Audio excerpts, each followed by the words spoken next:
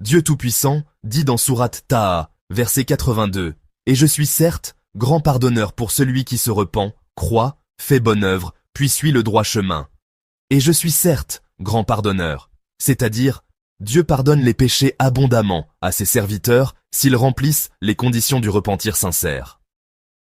Pour celui qui se repent, c'est-à-dire celui qui arrête de commettre le péché, regrette de l'avoir commis, et il a la ferme intention de ne pas y revenir, qu'il s'agisse du polythéisme, de la perversité, de la rébellion ou autre, et croit, c'est-à-dire croit en Dieu, en ses messagers et en ses livres, une foi véritable et non pas une simple déclaration verbale, et fait bonne œuvre, c'est-à-dire s'engage dans les bonnes actions agréées par Dieu, telles que la prière, l'aumône légale, la recommandation du convenable et l'interdiction du blâmable, la justice, la recherche d'une science utile ou d'une subsistance licite, et toutes les autres formes d'obéissance.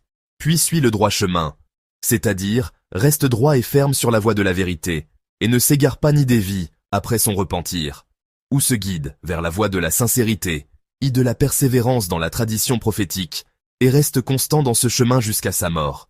Le sens général du verset « Dieu, exalté soit-il », nous informe qu'il est très pardonneur pour celui qui rassemble 4 conditions.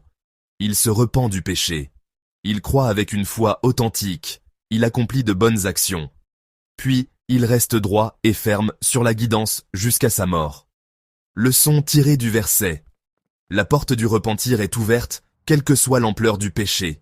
La foi seule ne suffit pas, il faut aussi accomplir de bonnes actions. La constance après le repentir est une condition importante pour obtenir le pardon de Dieu. La guidance n'est pas un moment, mais un chemin sur lequel il faut rester ferme jusqu'à sa mort.